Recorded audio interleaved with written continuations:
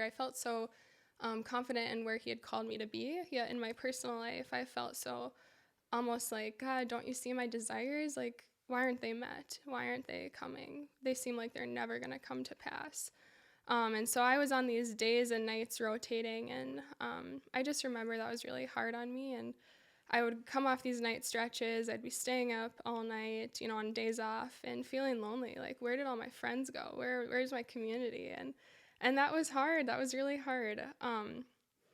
But I will never forget how the Lord taught me so much about who he is.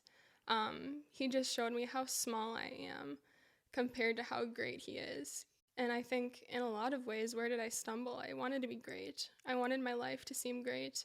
I cared too much about what people thought about me. I cared more about building myself up. And he said, daughter, no, like, I am great. I take the place of greatness. Why are you trying to be great? Why are you trying to hold it all together? Why are you trying to have everything put together in a nice box and seem like you have a perfect life? That's not the goal, because I am great.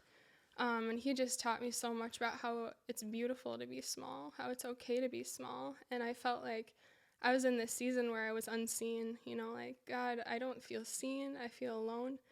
And the first thing he showed me after that was his company. His presence is enough to give me company, to provide the intimacy and the companionship my heart was longing for. And suddenly that space didn't feel empty anymore. But it's just like I said, it was going to him with all those questions, with those concerns, with the sadness, to then through that tension let him show me his presence, let him show me who he is, and develop a deeper love in my heart for him. And he just showed me how he purchased me. He showed me that when you want to purchase something, there's a value on it. There's a high cost for it. Because I'm going to go buy something, it means I want it.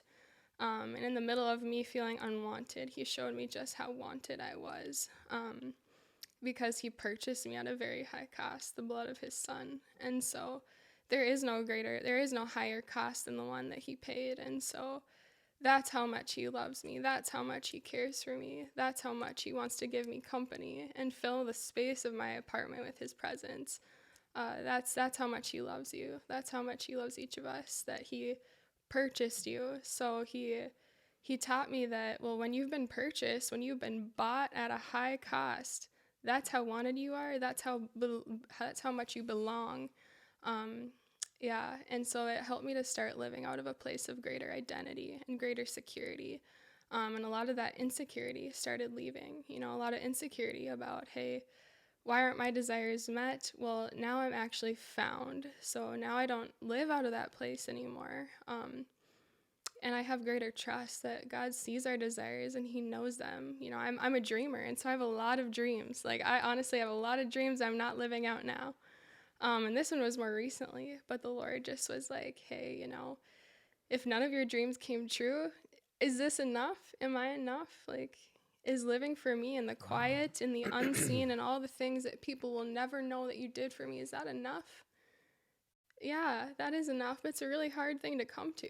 We want to be seen. We want to be known. But then to know that everything is seen and everything is known by the living God, that is enough, And if none of my dreams come to pass, it will be okay, because he gives us everything we need, and we don't need to lack. It talks about in Psalm 34 that we don't need to lack.